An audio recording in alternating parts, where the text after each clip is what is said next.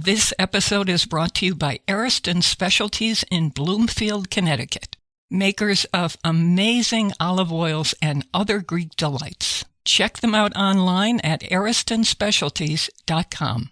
That's Ariston, Ariston, specialties.com.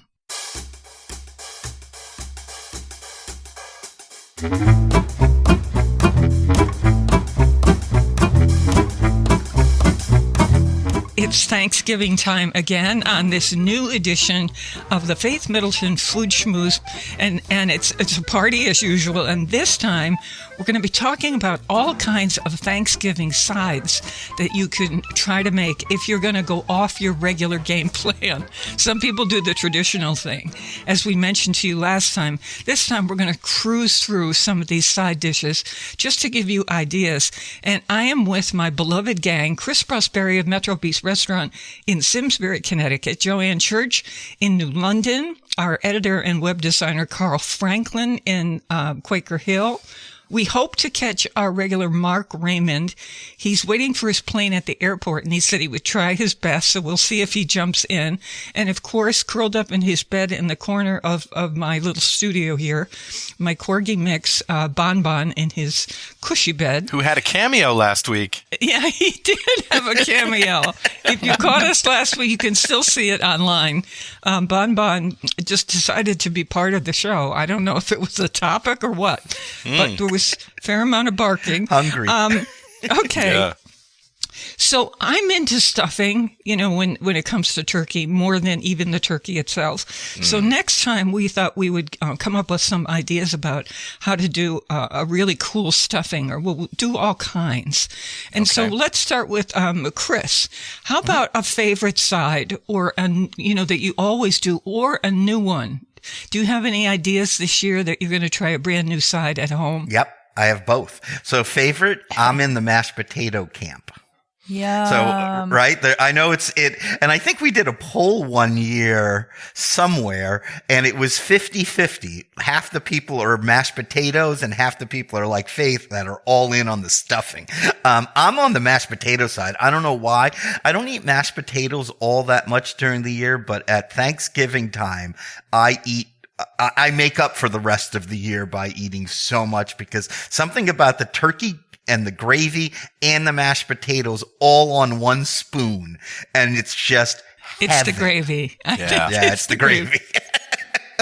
So we've been playing around with Brussels sprouts because they've always been part of my table for years now.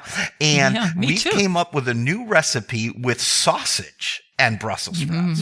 Sort of a play on the bacon. And I think it's going to make the Thanksgiving table, because it's so good. It's just, you start off the same way, roast your Brussels sprouts. And when you're roasting them, we get about, I don't know if I remember this right, but it was about 10 minutes into the roasting. Then we pull the sheet pan out and we throw in just chopped up sausage, we cut it into little discs and we threw it in there. So the juice from and I'm making air quotes, the juice from the sausage, the fat comes out, and it almost gets soaked in to the Brussels sprouts, which make Brussels sprouts even better. Sounds great. We tossed them with a little cranberries and boom, we were done. We're on the same page, Chris, because I was thinking one of my favorites is to do raw Brussels sprouts, but I put them in the shaver, in the mixer that chops them all up really, really fine. And then I add truffle oil and Parmesan cheese, fresh grated Parmesan cheese, just mix that all up in a bowl. And usually people go, oh, that's nice at the table until they taste it. And then they say, wow. Yeah. I mean, if you like truffle oil, as I do, it's a really good thing to do. Brussels sprouts are making another, not that they ever went away, but they're making another comeback this year, it seems like. I've always We're loved even them. doing a Caesar salad, because I don't know if you've noticed romaine lettuce in the supermarket. No. Is it not there? It's either not there or it's so expensive it's like jaw dropping. You're like, wow. Is that the steak price or the lettuce price? It's so high right now. Wow. Wow. So we're switching our Caesar salad to a Brussels sprout Caesar salad, and we're doing it just like Faith said. We run it through the machine. That's good I guess idea. what is it? Slices it really thin, right? The top the part chopper. of the chopper, and it just really and it goes fast. The machine just eats them up, slices them out, and then we just toss them with our normal. We make mini croutons and we toss them with the Caesar salad dressing and that's a little good. Parmesan cheese. And now I'm thinking some truffle oil, and that would be awesome. Oh, yeah. You try that. Just wait till you try that. Okay. So, Joanne Church, what do you got? Do you do the usual thing or do you do? Well, I think I do the usual thing, and I like to bring a little color to the table because it's not so colorful unless for the Gerbers that I have on the table. And that's cranberry sauce. Oh, yeah. And I like it tart. So, you buy a 12-ounce bag of cranberries, and I heard that the lighter cranberries are less sour, if you will. I don't know if that's true. So it's pretty easy. I don't put sugar in mine, but you could put a cup of sugar in this recipe if you wanted to. I get a Granny Smith apple, peel it, core it, and chop it. A zest and juice of 1 orange, a zest and juice of 1 lemon, and then just cook everything with a cup of water until the skins pop on the cranberries, which is like about 15 minutes. Right. And then you're done. And you can do this the day before. And then sometimes, it's beautiful how it is, but I might put half of it into the Cuisinart to make it a little more saucy, if you will. Wow. But so I should point out, Joanne, not to interrupt you, very sorry, but I just wanted to say, if people want to find your recipe or any of the recipes we're talking about, if we possibly can, they're always on the website, and you just go to faithmiddleton.com, or you can look it up under the all new Faith Middleton Food Schmooze Party, but the easy way is faithmiddleton.com. Yeah, it's all okay. So that Can I just say one thing about Brussels sprouts? That my new way of doing it is chopping them in half and baking them with balsamic and baking them till they're almost burnt. Unbelievable. Yeah, I go right to broil. Yeah. Yeah, it's nice. Olive oil, salt, maybe a little bacon, and broil them for literally 5 minutes. Yeah. Tossing once. Carl, it's your turn.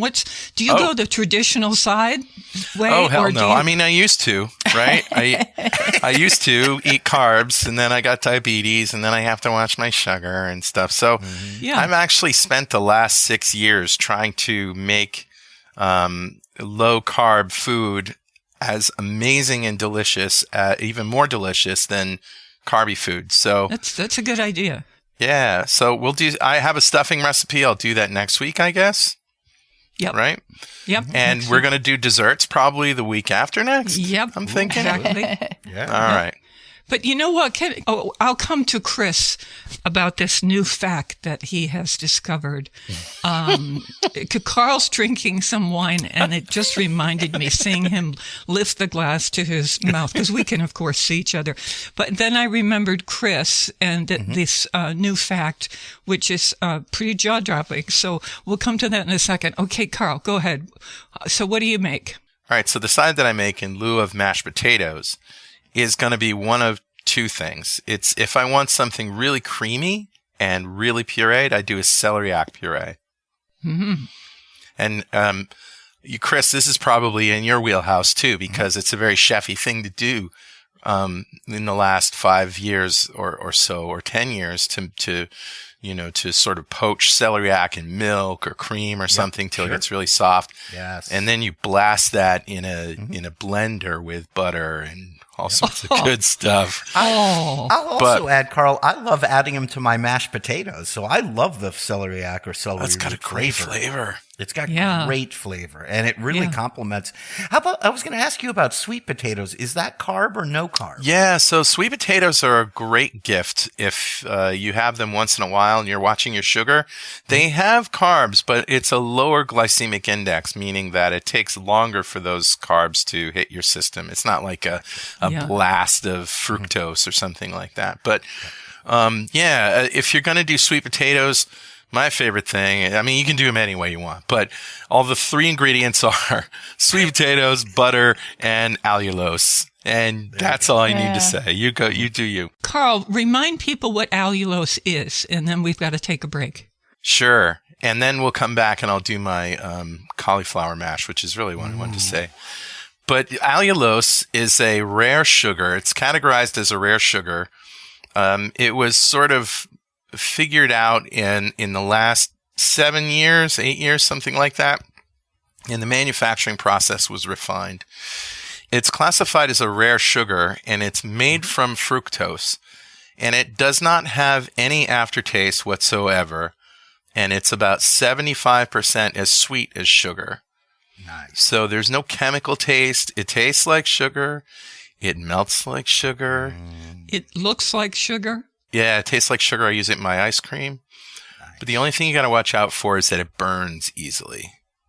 So baking with it. Can I just tell you that Carl brought some of this allulose in a jar here to my house, and he said, just put your finger in and taste this.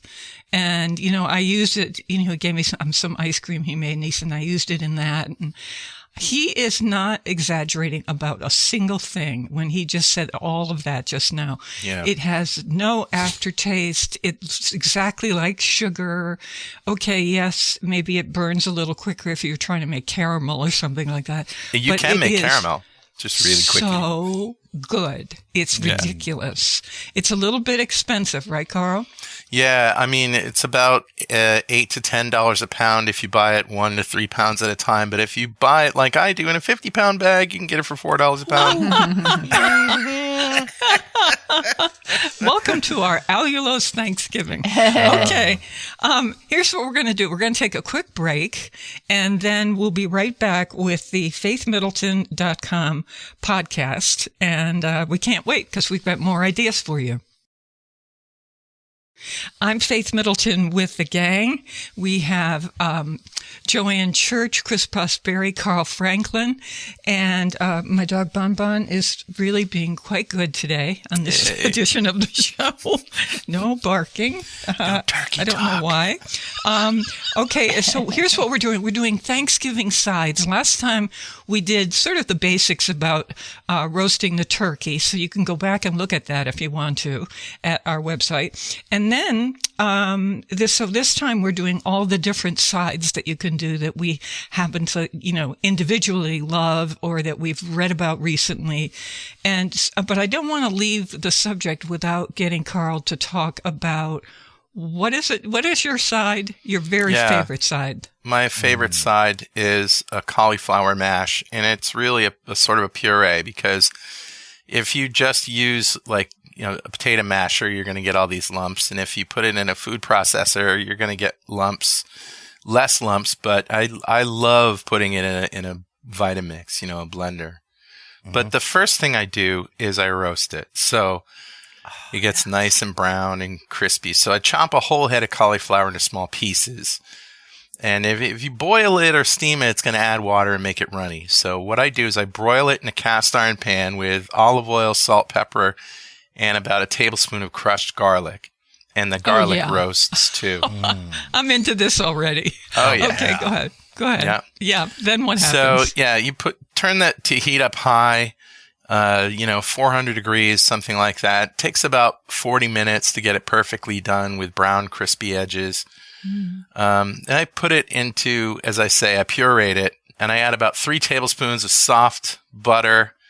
You probably want to use unsalted butter at this point, maybe a splash of heavy cream, but you want it the consistency of hummus, Yeah. Not what your typical Thanksgiving guest would expect, but the flavor is phenomenal, way better than mashed potatoes. Wow. I like that you roast it. Most of the recipes I see for a puree of cauliflower, it's just steamed or boiled. Yeah. I'm just a no with that. Boiling and steaming vegetables is a sin.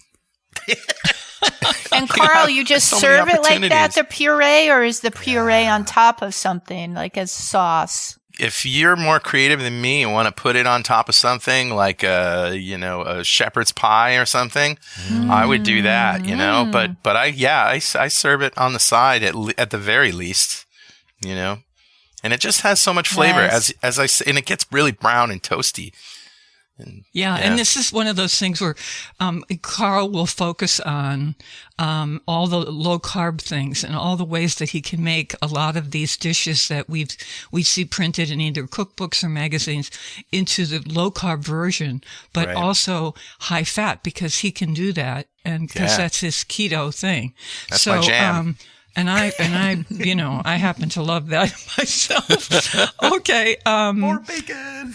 I know. I know. Meat. So, okay. Did everyone have a turn? Did I get everybody? And we're going to go around again? If you like. Okay, sure. I mean, I can hardly stand it that I can't talk about stuffing this time, but that's okay. Okay. So Chris, let's come back to you. Mm-hmm. What else? What's another thing? Mm-hmm. Okay. So I'm going to do this year on our menu is, another modern take, and I've done modern takes of our green bean casserole before. The old school one with the Campbell's mushroom soup and the turkey onions on top. I mean, it is an American classic dish, and every year I like playing with it and just, kind of making it anew again, right? So this year, what I did was I made instead of doing mushroom, I just made a plain white sauce. So basically thickened milk, and I always use cornstarch. I'm not a flour guy. So I just basically take milk, I take a little onion powder, and I take some bay leaves and some salt and put it in there, bring it up to a light simmer, and then thicken it with cornstarch. And then I take that mixture and toss it with, and this, I should say also, this is a great do-ahead. I toss my blanched green beans. So I just took the green beans. I cut them into small pieces. I buy them already snipped already, if you can find that, instead of having to go through it, much easier. And then I just cut them into 2-inch pieces. I blanch them in boiling salted water, take them out, and then I toss them right into that white sauce. And then this year, what I'm doing, and it came out great, is I made a big batch of caramelized onions. And you can find recipes for caramelized onions online. I was just going to say, pearl onions in this would be so amazing. Okay, go ahead. Yeah, pearl onions too. But I did caramelized onions. I took regular onions, white onions, sliced them up, caramelized them nice and glossy. And then I put all this, I put the green bean mixture in a casserole, and then I topped it with the caramelized onions, and we baked it in the oven. That sounds amazing. And a little Parmesan cheese on top. And oh my God. Just again, a new version of the old, right? A new take on the old. Because exactly, this is like what I used to do in college when I'd take a can of cream of mushroom soup and put it and dump it into a casserole on top of chicken breasts, and then just throw that in the a little bit of cognac. I don't know how I got into cognac in college, but it was throw it in the oven for like a half an hour, and it would be it's fantastic. This sounds stupid, but it really is a fantastic thing. And Chris, it reminds me of what you're doing, only yours is probably even better. I don't know how green beans, I always mean to look up how did green beans end up on the Thanksgiving table. I think with that recipe though, right? In the 50s with the Campbell soup, when Campbell soup started doing recipes for people, and people jumped onto them because they were simple, right? You have some fresh ingredients, some canned ingredients, so it's half the work, and they become instant American classics.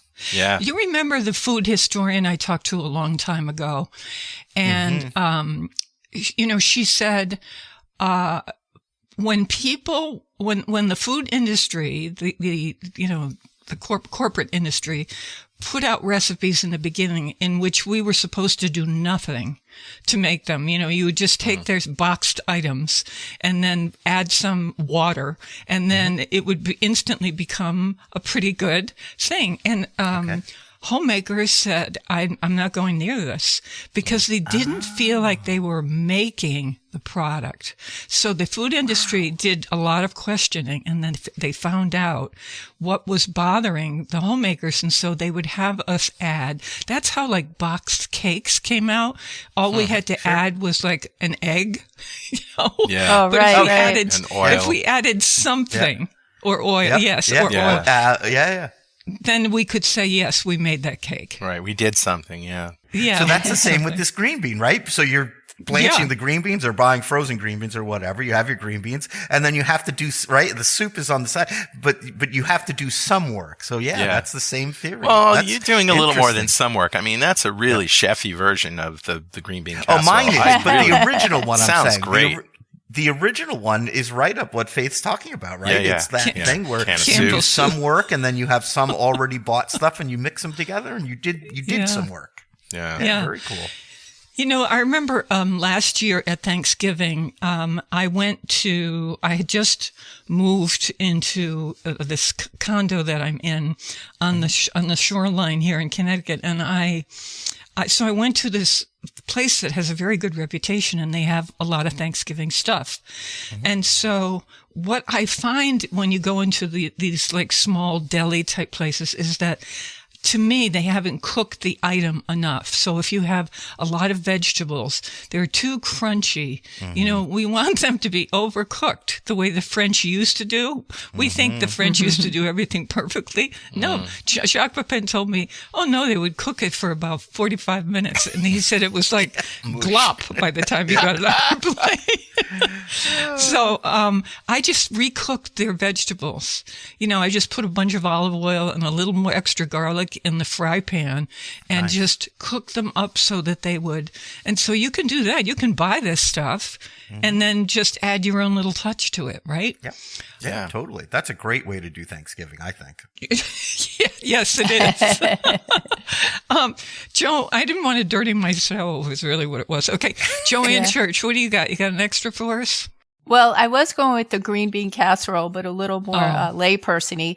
But there's a roasted butternut squash puree, Carl does, with goat cheese. So it's a butternut squash, you know, cut in half, take the seeds out. I would put some olive oil, and then I'd get a quarter cup of sage. A fresh sage is still growing outside. Chop it up, put half the sage in each one, and I put it cut side down.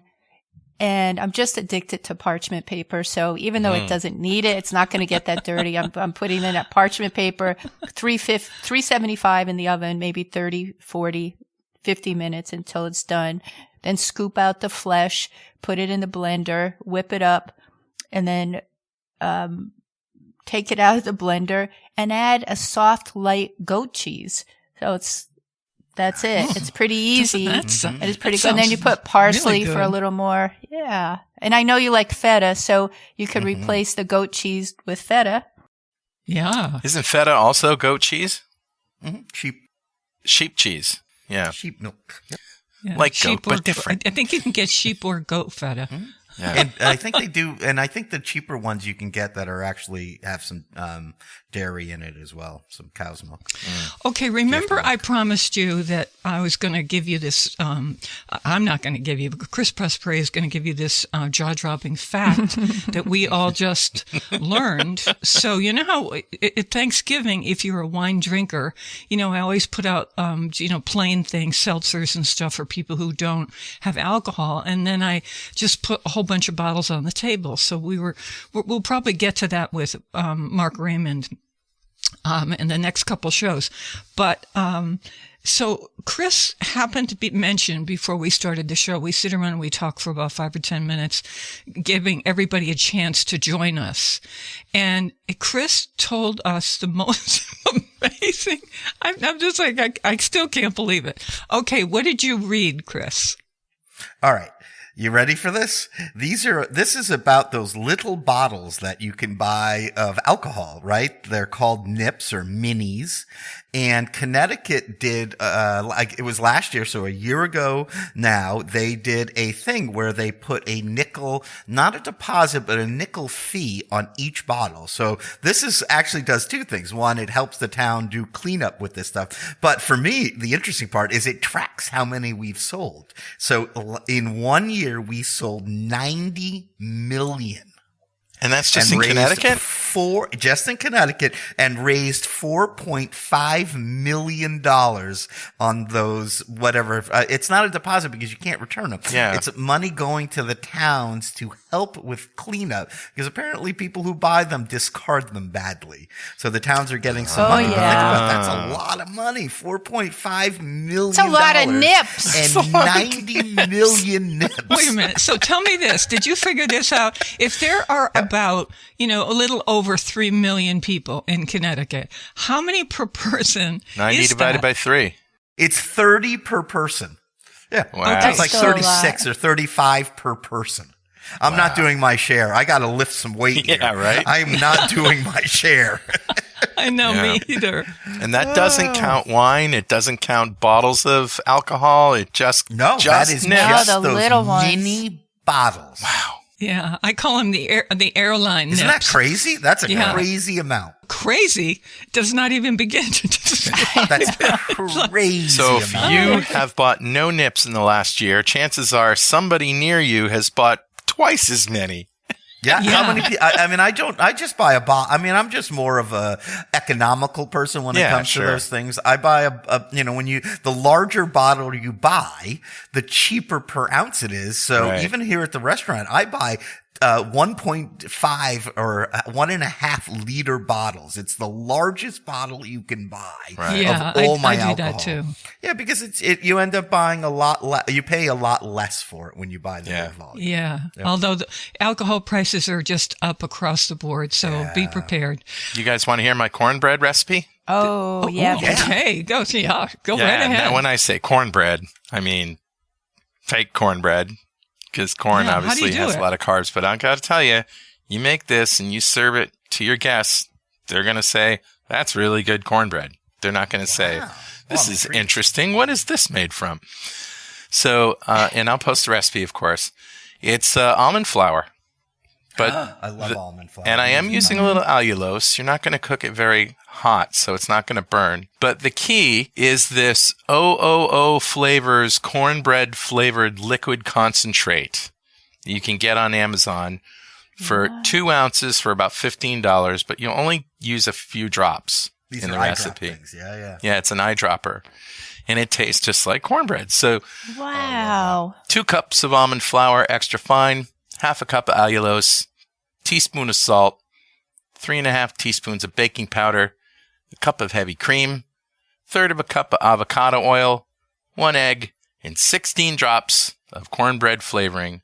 If you want to put yellow food coloring in there to heighten the illusion, To go make right it really ahead. look like cornbread. Or bacon. Yeah. Yeah. Jalapenos, cheese.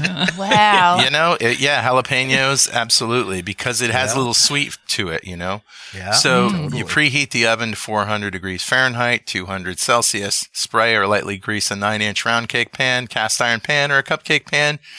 Mix the wet ingredients and dry ingredients in separate bowls and combine them, pour it into the pans, cook for 20 to 25 minutes or until GBD, golden brown and delicious. What's the texture like? Is it cornbread-like? It's very cornbread-like, yeah. Wow. Yeah, I can see that. Almond flour is kind of similar in texture to corn flour, yeah. Yeah. Yes, Yeah. not to regular flour because it doesn't do what regular flour does, but it's very similar to corn flour. Interesting. For people who get kidney stones, they'll tell you, no nut flours, and which makes it really tough if you're also trying to be low carb. I wonder what flour you could use if you're not using a nut flour. Well, let's talk about what you just said there. If you want to avoid kidney stones, don't eat nut flours. There's so many things that can contribute to kidney stones. Yep. And, I know. nut flours may be one thing, but yeah. Yeah, no, I know. I have the list. Yeah, know, I so have it's never just- had a kidney stone, and I've been keto since 2016. No, it's just certain people, right? It's for people who have a certain kind of kidney stone formation. Yeah. Yeah, so I Talk to try your to doctor, include I think. them. I have a friend that had to give up beets and he cried. Oh, really? That would be terrible. like killing me. It was his one favorite vegetable. That and spinach. He had to give I up. know. Yeah. I know. What about coconut flour? I know a lot of the keto recipes call for almond and coconut flour. Wow. Yeah. Here's what I know about coconut flour. First of all, it tastes like coconut, so there's no getting around that. But second of all, it's desiccant, meaning it absorbs liquid. It's like a sponge. So it tends to be very dry if all you're using is coconut flour. Uh-huh. Oh, God. Yeah. But it is used in some keto things. Oh, wow. So, I'm sorry we have to run because I'm having a good time. And I'm, as usual, I'm starving. You've made me starving. You Good. people. I want cornbread. Yeah. I know I want Think I the might whole make some thing. I tonight. want every single thing everybody did. All right. So listen, we're going to be back in a week as we are on this brand new faithmiddleton.com food schmooze. And you can also go where you get your podcasts.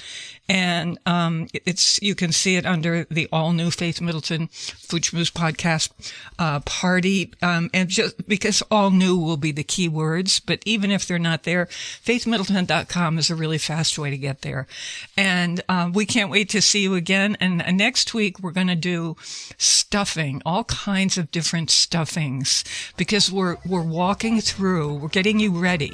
This is the Thanksgiving preparation series that we're doing. We're getting you ready. And so we've got lots more to come. And hopefully Mark will be with us and can recommend some wines. That's Mark Raymond. Okay. Love you to pieces. Thank you for listening to us. And we'll see you next time. Bye-bye. Ciao.